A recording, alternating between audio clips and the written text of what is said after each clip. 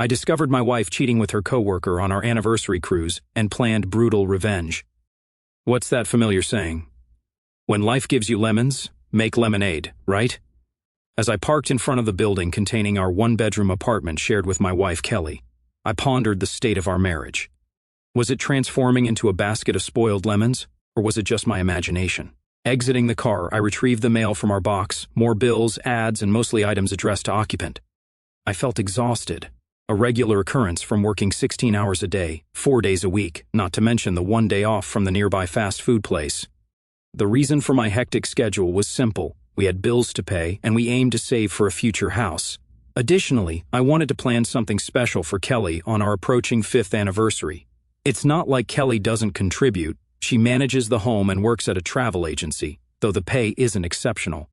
As for me, I dedicate 40 hours a week to a customer service job where I'm constantly on the phone, addressing complaints or processing orders for our clients.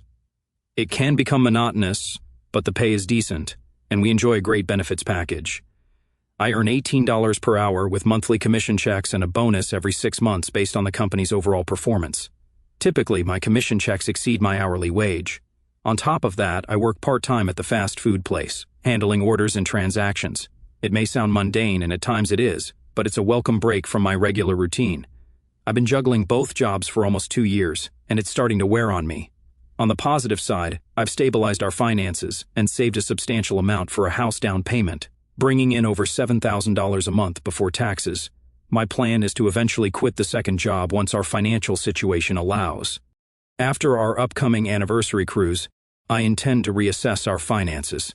Due to my schedule, Kelly has been handling the bills for the past year, and so far, she seems to have things under control. Through her job, Kelly secured tickets for a 5-day Caribbean cruise for us at a significant discount. Consequently, I indulged and upgraded to a suite with a balcony and a pleasant ocean view. I eagerly anticipated spending quality time alone with her on the open water.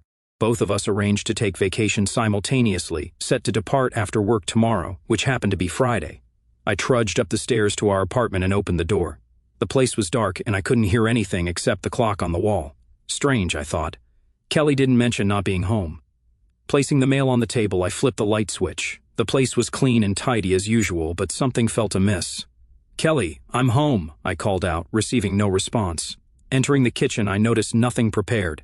Typically, she leaves a covered plate in the refrigerator on days I return home late, but there was nothing. In the bedroom, the bed was made up, but Kelly was nowhere to be found. I pulled out my phone and attempted to call, but it went straight to voicemail. "Kelly, this is Sam," I said. "By the way, my name is Sam Carmichael. Where are you? I'm at the apartment. Please call me." I hung up and sent a text, receiving no response. In the closet, I noticed several items missing from her side. Where could she have gone, I wondered? Did she leave me? Opening her dresser drawers, I noticed some of her things were gone. In the bathroom, most of her toiletries were missing. Then I saw it, an envelope on the bathroom counter addressed to me in her handwriting. Shaky, I grabbed the envelope and opened it. Moving to the living room, I sat down and read her letter. The letter began without the usual, "Dear Sam," just Sam. This didn't bode well. As I continued reading, it conveyed that she was aware this might be difficult for me to comprehend and anticipated my anger.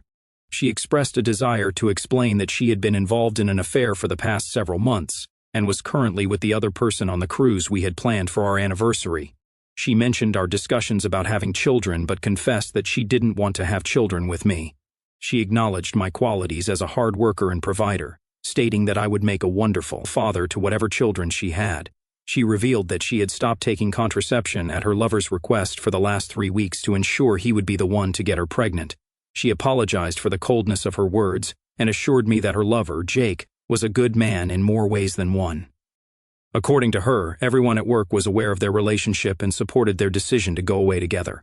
The letter continued, stating that her colleagues believed I would be an excellent father to the children Jake and she planned to have. She admitted to having fallen in love with Jake but claimed she was terrified that it was not the same love she felt for me as a husband. She likened her current feelings to the love between close friends or siblings. Despite this shift in emotions, she expressed that she did not desire a divorce and believed it would be best for us to remain married. This way, our combined insurances could cover her pregnancies, and I could raise Jake's children. The letter outlined changes for the future, including spending nights at Jake's place and him spending nights at our place. It suggested I find alternative accommodations on those nights, possibly by considering a third job to keep busy while they were together.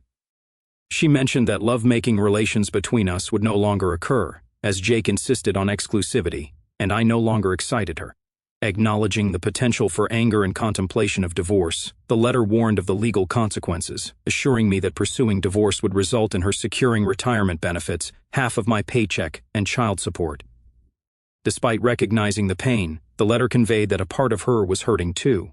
She and Jake decided to take the cruise using the tickets I had purchased, blocking my number to prevent calls or texts. They planned to share pictures and videos to show what I was missing and ensure her safety. The letter concluded by stating that she had to go, as the taxi was waiting, and she was meeting Jake at the airport. They opted to leave a day early for a less tiring start to their cruise. She promised to contact me upon their return, and I could pick her up again. The letter expressed regret but stated that this was the way things had to be from now on. It was signed, "Your friend, Kelly." I sat in shock as the letter slipped from my hand. Friend? What was that about? With a friend like Kelly, who needed enemies? I pondered. Yes, things had seemed off these past months, but I thought it was due to my schedule. That's why I invested in that cruise. The more I mulled over that letter, the angrier I became. I yanked the ring off my finger and hurled it across the room. To hell with her and her ridiculous notions. If she believed I would sit here and accept this, she was out of her mind. I glanced at the clock, 3 a.m. With only 5 hours until my day job, I knew I'd get just a few hours of sleep. Contemplating sleeping in the bed, thoughts of her with this Jake guy flooded my mind. Opting for the couch, I grabbed a pillow and an Afghan and lay down. Too exhausted to stay awake, I drifted off, only to wake the next day wondering why I was on the couch. Reality hit when I remembered the previous night. Checking my phone, I hoped for a message deeming it a joke. But sadly, that wasn't the case. Dragging myself to the bathroom, I showered, dressed, and hastily grabbed a cup of coffee for the road. Attempting to set aside personal problems at work proved challenging, especially listening to others complain about perceived issues, though I did my best. Colleagues noticed my distracted state. After lunch, my supervisor, Wanda, called me into her office, a signal that there was an issue. She expressed genuine concern, motioning for me to close the door. Wanda inquired about my well-being, asking if everything was okay at home and suggesting that I consider quitting the fast food job since I was already working 2 jobs. After a moment of consideration, I decided to open up about my situation. I confessed to Wanda that everything was not okay at home. Trusting her previous openness, I felt she deserved to know the details. She asked me to share, and in response, I retrieved the letter Kelly left and handed it over. Wanda read the letter, and when she finished, she returned it, shaking her head. She empathetically stated that we needed me to have my head completely in the game at work. She mentioned hearing from some colleagues who informed her about my short-tempered, snippy behavior that morning. After reading the letter, she expressed understanding of the challenges I was facing. Realizing I had vacation scheduled for the next week, she suggested I take the rest of the day off with comp time. Additionally, she offered to refer me to someone and wrote down the name and number of the attorney she used in her divorce.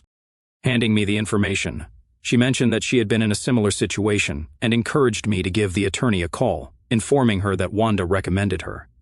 Grateful for the advice, I expressed my thanks. She encouraged me to take the next week to sort things out and return with a clear mind. She added a light-hearted comment saying, "And remember, there are lots of fish out there," to which I acknowledged, "I hear you, Wanda." I thanked her again and then shut down my desk, informing my cubemate that I would be back in a week or so. He waved as I left. Upon reaching my car, I retrieved the note Wanda provided and dialed the number. The receptionist at the law offices of Hawkins and Blau answered, inquiring about the purpose of my call. I requested to speak with Linda Hawkins, mentioning that Wanda Green had recommended her to me. The receptionist placed me on hold and returned after a couple of minutes, informing me that Miss Hawkins was scheduled to be in court that afternoon but had an open slot at 4 p.m. She asked if that would work for me, and I confirmed that it would be perfect. I inquired about the office location, and after jotting down the address, I thanked the receptionist and ended the call. Checking the time, I realized I had enough time to visit the travel agency where Kelly worked. I hoped to intervene and, if possible, seek a refund for our plans. Upon reaching the agency, I parked the car and entered. 4 other women in the main office glanced up, their expressions hinting at their awareness of the situation. I approached the front desk where Julie, the receptionist, sat. She greeted me, and I stated my intention to see Kelly. Glancing around, Julie informed me that Kelly wasn't present that day. She handed me a large envelope. explaining that Kelly had informed them that I knew and asked her to give me the envelope if I came in. The other women wore smirks, leaving me uncertain about how much they knew. Upon opening the envelope, I was hit by the mixture of Kelly's scent, urine, and an unfamiliar odor. Inside, I found a pair of her soaking wet underwear folded up. Repulsed, I used a pencil to inspect further, and discovered her rings covered in a white gooey substance, unmistakably Jake's semen. At the bottom of the envelope, there was also a USB drive. Disgusted, I confronted Julie, who smirked. As I looked around, I noticed the other women doing the same. I asked if they found it funny, and Julie, embarrassed, looked away. She explained that the thumb drive contained pictures and videos from a bon voyage party they had organized for Kelly and Jake the previous afternoon, with Kelly suggesting that I would enjoy them. An older woman emerged from the back and leaned against the front office wall, observing me. She informed me that Kelly and Jake had already left and that everyone at the agency was aware of their relationship. When I asked if they approved of it, she shrugged and asked what I wanted. I stated my desire for a refund, explaining that I had paid for the cruise and wanted my money back since I didn't have the tickets. She replied that the tickets were non-refundable and mentioned that it was nice of me to let Kelly put one in Jake's name. I disputed that claim, asserting that what Kelly did was fraudulent and insisted on getting my money back. However, she refused, saying it wouldn't happen. In frustration, I declared that I would take legal action, suing the agency and everyone involved. As I turned to leave, Julie stopped me, apologizing for the situation and explaining that Kelly had led them to believe I approved of her actions. She urged me to let Kelly have the cruise, emphasizing that there would be other opportunities. Curious about Julie's relationship status, I asked if she was married, and she responded negatively. I then expressed the pain of being betrayed by someone claiming to love me and warned her of the potential future pain she might experience.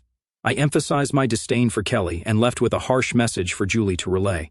I told Julie to inform Kelly that I hated her and never wanted to see her again. I added a shocking statement, expressing the hope that she rots and dies of AIDS. Julie and the others appeared, shocked, and I concluded by announcing my intention to see them all in court before leaving. Before anyone could respond, with a couple of hours before my appointment at Linda's office, I parked in a shady spot at a park and took a nap in my car after setting my phone's clock. Reflecting on the lack of justice in the world, I asked myself, is there no justice in the world? The nap provided some relief, but my neck felt stiff and sore when I sat up in the driver's seat. After sipping lukewarm coffee, I started the car. Upon reaching the building housing Linda's office, I checked my appearance in the mirror. I looked worn out. Attempting to tidy my hair, I grabbed Kelly's letter and the envelope from Julie before heading inside. In the office, a pleasant blonde receptionist took my name and directed me to a seat. She offered a cup of fresh coffee, which I gratefully accepted. A few minutes later, she led me to Linda's office and closed the door behind me. Linda Hawkins, older than me but still quite attractive, stood up and extended her hand, which I accepted. She greeted me, expressing pleasure in meeting me, and suggested I have a seat. I thanked her and took a seat, responding that she could call me Sam. She acknowledged with a slight smile and encouraged me to address her. As Linda asking about the purpose of my visit, I informed her that I wanted to explore the possibility of getting a divorce. Linda questioned my reason, and I explained that my wife was cheating on me. To emphasize the gravity of the situation, I handed her the letter Kelly had left for me. Linda read the letter, frowning as she did so, and then handed it back to me, inquiring about the envelope. I passed it to her, cautioning her about its contents. She opened it, reacting with a contorted face due to the unpleasant odor. After closing it back up, she handed it to me and expressed understanding, stating that she didn't blame me for wanting a divorce. She asked about my goals in the divorce, to which I asserted that I wanted essentially everything. I revealed a desire for her to face consequences for her actions, noting not only the infidelity but also the agency's involvement in defrauding me of more than $2,000. She acknowledged my lack of knowledge about divorce laws and mentioned that the family court system in the state prioritizes economics over justice. Linda, expressing gratitude for the recommendation, explained that having no children was advantageous in divorce proceedings, as divorce is often hardest on children. When I mentioned that we were renting a one-bedroom apartment and working extra to save for a down payment on a house, Linda noted that it was one less thing to deal with. She inquired about my wife's employment at DAA Travel Agency, asking about her income. I disclosed that she earned about the same as my base pay, approximately $18 an hour. Linda explained that the court might order me to provide support for a couple of years unless she remarried, and we would likely have to split all assets, including any retirement plans. Regarding her infidelity, Linda clarified that it couldn't be mentioned in the papers due to the state being a no-fault state. However, it might be used in negotiations. When asked about counseling, I expressed that I had not considered it, as there was no way to move past the situation. Linda mentioned that the court might still order counseling. I inquired about the threat of my wife bringing her lover into the apartment. Linda inquired about my wife's ability to bring people into the apartment, asking if her name was on the lease, and I confirmed that it was. She explained that unless there were threats of damage, there was nothing I could do to prevent her from inviting people into the apartment, as she lived there as well. I expressed frustration at the situation, and Linda acknowledged that divorce is challenging, describing it as something one gets through. I chuckled at her comment. Linda suggested that my wife might have a change of heart upon her return and reconsider the marriage. She proposed the idea of a legal separation to allow for a cooling down period, and if I still wanted a divorce after that, we could proceed. Linda also advised me to consider quitting the second job, as earning more money could lead to increased financial demands. She noted that I seemed to have been overextending myself for a while. Expressing my frustration, I asked about getting a refund for the cruise. Linda assured me that we could explore options to address that issue. We discussed the particulars, and Linda made notes as we talked. When we finished, she handed me a checklist of things to do, most of it dealing with the bank. I shook her hand and left, stopping at the front desk to leave a retainer on my way out. I still felt like crap about the whole situation, but at least I was doing something about it. I considered quitting the second job. It was wearing me out anyway. So I decided to go in and talk to the manager tomorrow and give my notice. On the way home, I stopped at the bank and made the changes Linda suggested. I paid off the joint credit card Kelly had and canceled it. Then I emptied out half of all our joint accounts and put it into the separate account I had already set up for the bonuses and commissions. Kelly didn't have access to that account anyway, so I figured it would be safe. I had planned to use that money for a house, but those plans were out the window. I got home, grabbed the mail out of the mailbox, then ate some leftover meatloaf Kelly had made a few days earlier.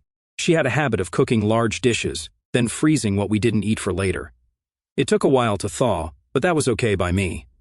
I sat down with my dinner and looked through the mail, mostly junk, crap, and advertised flyers addressed to occupant or resident, except for one piece that looked like a handwritten invitation with detailed calligraphy addressed to me personally, from something called Remusa Gallery.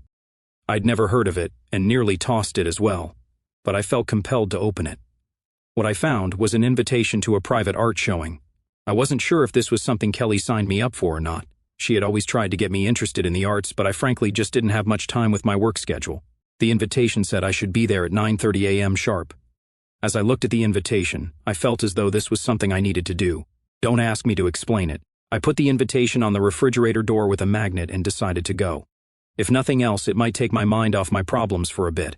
I wore a pair of latex gloves and opened the envelope provided by Julie earlier, overcoming the unpleasant smell emanating from its contents. I retrieved the underwear, noticing the ring resting in the wettest section. Placing them in a plastic sandwich bag, I sealed it tightly. I wiped down the USB drive with wipes, uncertain if it would make a difference, but opting for caution given the enclosed items. Setting up my laptop, I inserted the drive, anticipating I might not appreciate its contents, and my intuition proved correct. The folder contained pictures featuring Kelly alongside a man, presumably Jake, enjoying drinks and socializing with office friends. Jake's hands were prominently on her in the photos, and the other girls wore smiles. More images depicted Jake's closeness, while other girls, even their supervisor, watched. The penultimate picture showed Kelly over a toilet bowl undressed, with two girls holding her underwear, one of them being Julie. In the underwear's midst were her rings, the ones I had placed on her finger almost 5 years ago. Examining the photos, I could discern a stream soaking the undergarment and the gold rings. The final picture portrayed Kelly, still undressed, over the toilet, underwear and rings underneath her, smiling into the camera as she waved. The others joined in, smiling and waving with her. I had never felt so humiliated in my life. Soon after, a surge of something else overwhelmed me, hatred. At that moment, I despised her with every fiber of my being. Exiting that folder, I explored another containing several video files.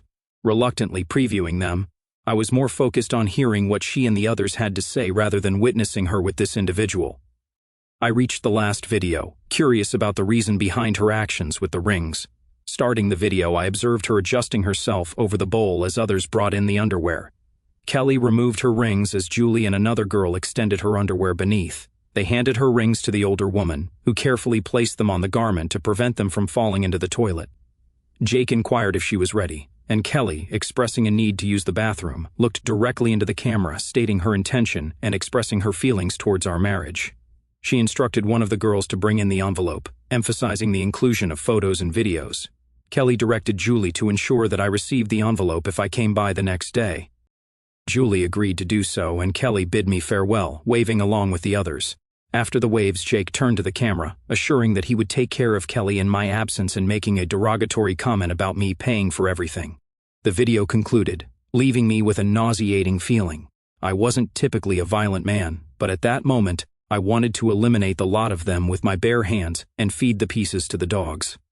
I put my head in my hands for a bit. I was too shaken and angry to cry. All I wanted to do was lash out and hurt someone, something anything would do. I couldn't, for the life of me, understand why she would do this to me. I had never cheated on her, never hurt her in any way. All I ever did was work so that we could have a good life together. All she had to do was tell me I was working too many hours, and I would have cut back. But she didn't. I had a thought and pulled up the agency's website. I found it was part of a much larger organization based out of New York and had offices across the country. So, I looked and found an email address for the CEO and the chairman of the board. I wrote an email threatening a lawsuit and attached copies of the video, then sent it off. I looked around and saw the pictures of Kelly and me on the end tables and on the wall. I lost it and tore them all down, ripping her image out of every one of them. I was looking for something else to destroy when I heard the doorbell ring. Who is that? I wondered. I looked through the peephole and saw Julie with another woman from Kelly's office. I couldn't remember her name at the moment. I opened the door, growled at them, and they jumped back, shocked at my anger.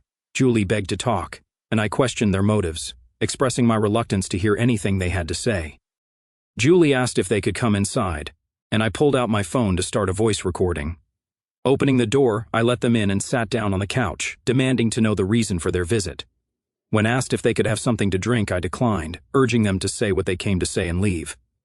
Julie exchanged nervous glances with the others before conveying that she had talked to Kelly earlier, who was very upset. I responded indifferently and sarcastically suggested that they could make it up to me by drastic actions. They stared at me in shock, and Julie protested that I couldn't mean such things, reminding me that Kelly was my wife. In response, I handed her the letter Kelly left for me. Julie read it, and after returning it to me, she apologized. I accused them of being complicit in Kelly's actions and criticized their behavior in the video. Julie apologized again, stating that Kelly misled them into thinking I was okay with it. Expressing my dissatisfaction, I told them it was time to leave. After a while, they turned for the door, but Julie turned back before leaving, suggesting that she could help me get over this. I dismissed the idea, emphasizing that I couldn't trust her, and urged them to leave and never return. They left, and I locked the door behind them. Later, I decided to drown my sorrows.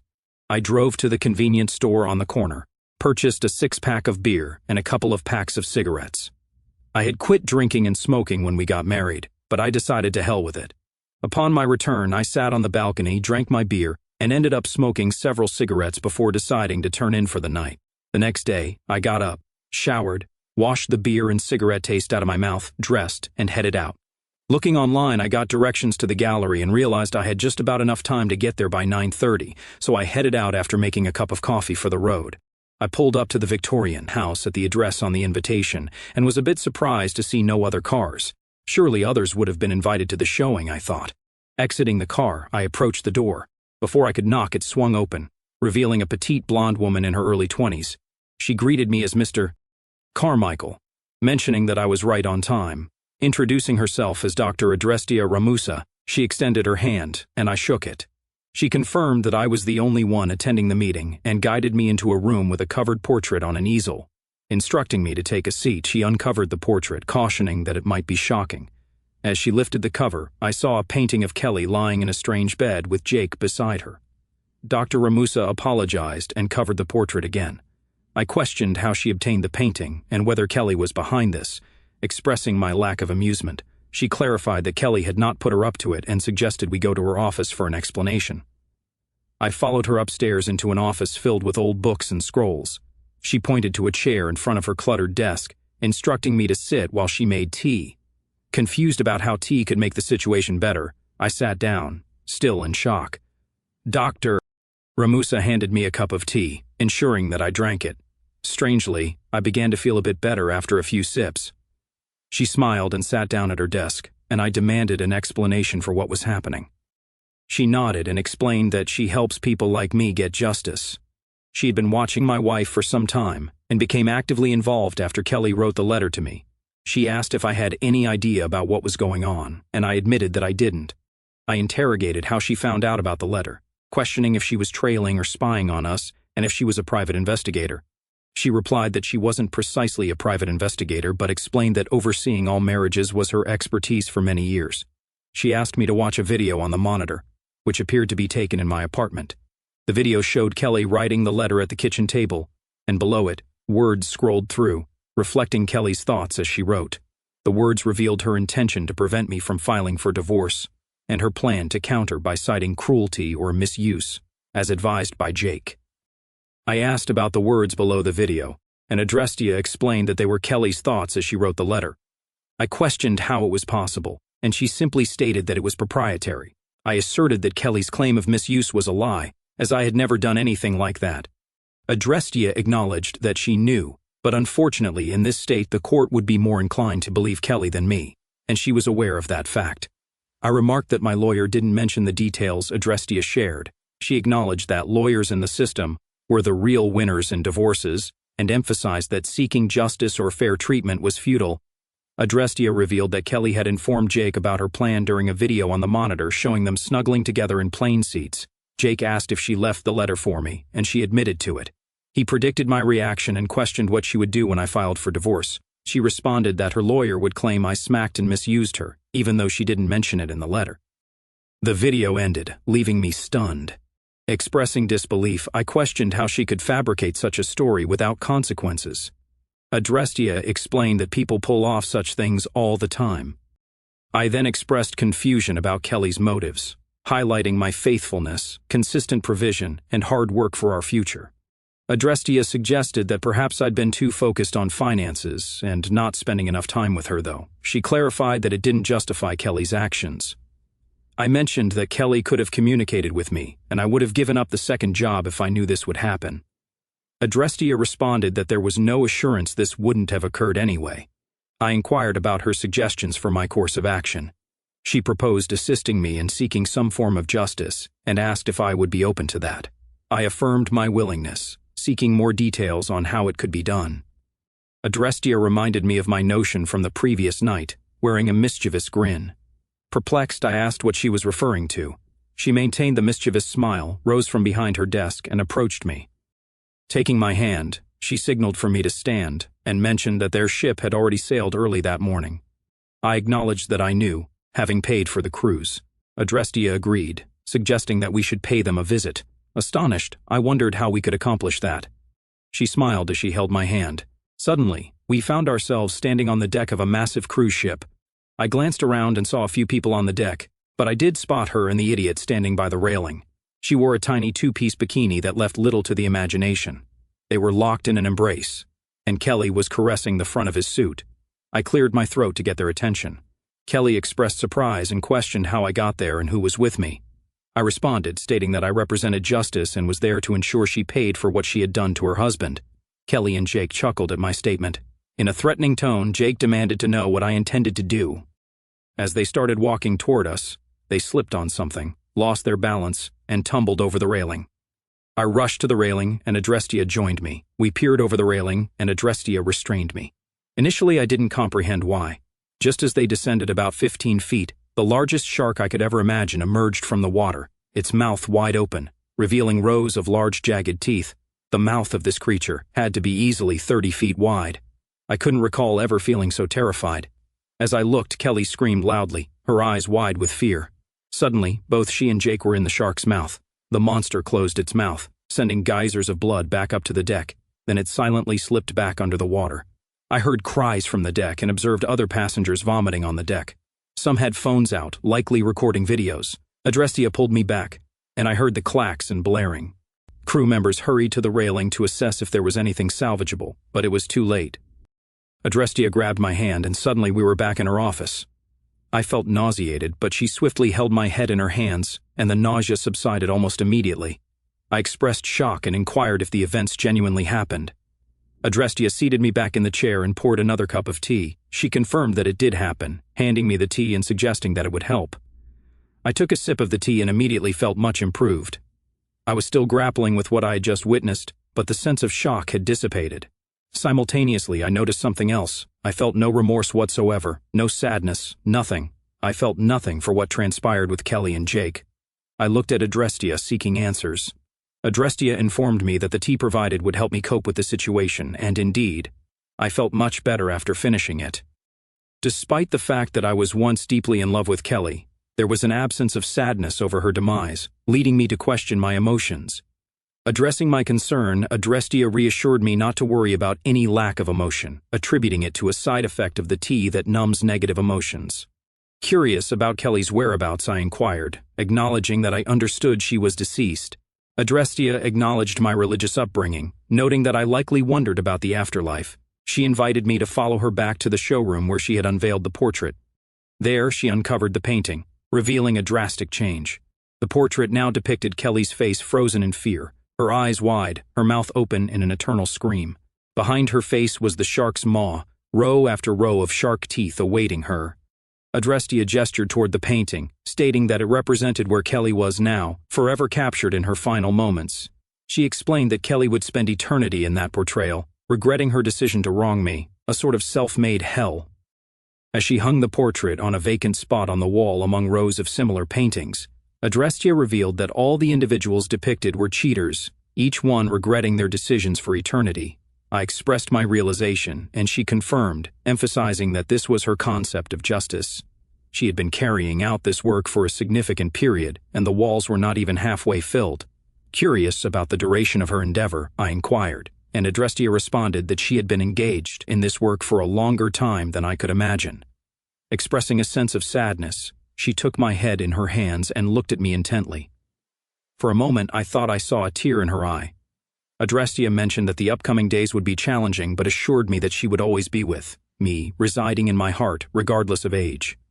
She encouraged me to go on and live a long life, suggesting the possibility of finding a new love, as she believed someone was waiting for me. After a kiss on the cheek, I felt content, and even now, I can't fully explain the feeling. She accompanied me to the door and closed it behind me after I left. I drove to my second job and turned in my notice. The manager wasn't too upset, but he understood and wished me well.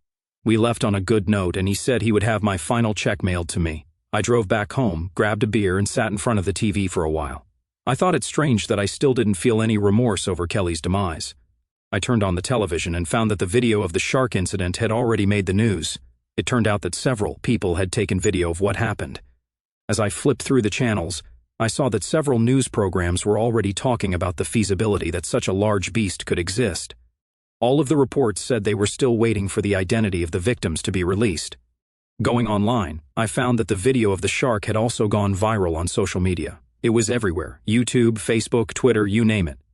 I couldn't watch the video, so I turned my computer off. I grabbed a pile of trash bags and went through the apartment, collecting all of Kelly's things. Before long, I had everything packed up and stuffed in her car. I called her mother and told her that she needed to come get it. "Why, Sam?" she asked. I told her about Kelly's cheating, but didn't tell her about Kelly getting eaten by a giant shark. She was understandably upset and said she and Kelly's father would be by to pick it all up later that day. They came by, and after making a tearful plea to patch things up with her, I made it clear that no reconciliation was possible. I still didn't tell them about her getting eaten. I figured they would learn about that soon enough. After they left, I dressed and went to a bar and grill, where I consumed a juicy burger and several beers. I got through the rest of the weekend somehow and woke up late Monday since I was technically on vacation. I sat in front of the television with a bowl of cereal as a news report came on saying the offices of DAA travel agency had been destroyed by fire. According to the report, everyone got out okay, but just barely. An hour or so later, I got a call from Julie, who was more than a bit shaken up. She informed me about the office burning down, recounting the strange incident where Kelly's desk spontaneously caught fire. They narrowly escaped the flames. She mentioned receiving a peculiar text from Kelly just before the fire, containing references to sharks and the hounds of hell. Julie expressed confusion about the message, to which I replied that I had no idea. The conversation ended and I sat back, smiling to myself. I took a drive to see Adrestia and asked her about the fire, but the Victorian mansion that housed her gallery was gone. I sat there and looked at the empty lot, wondering what happened. After a while, I shook my head and drove home. Update: after a couple of weeks, I received word from the cruise line about Kelly's demise. They conveyed the news of her passing and included a check covering the cost of my tickets, along with a payout from the accidental death and dismemberment policy linked to the tickets. I reached out to Linda, informing her that our separation was no longer necessary. While she offered condolences, they held no significance for me. A few weeks later, the travel agency's headquarters contacted me. They proposed a substantial sum of money in exchange for my silence and a commitment not to pursue legal action. Additionally, they revealed that the entire office where Kelly worked had been terminated, with considerations for a new team in their revamped office. After contemplating their offer, I decided to accept it. Kelly's parents organized a memorial service for their daughter, but I opted not to attend or send flowers. Although they were displeased, they acknowledged my feelings. Life continued, and it took quite some time before I resumed dating. With the elimination of my second job, I began frequenting the gym to regain fitness. The effort paid off, attracting attention from several women at my workplace. While I went on a few dates, I refrained from committing to a relationship. It took a couple of years before I felt ready to trust another woman at that level. Eventually, I found someone, Marcy, a coworker who went through a divorce after discovering her husband in their marital bed. We've been dating for a while now, and I'm seriously contemplating proposing to her. All in all, life is looking up. As for Adrestia, she moved on to the next case that came her way. One day, however, she sat down at her desk and took a long look at everything. The pain, the anguish, and the pleas for help overwhelmed her. She put her head in her hands and did something she hadn't done for 2 millennia. She wept.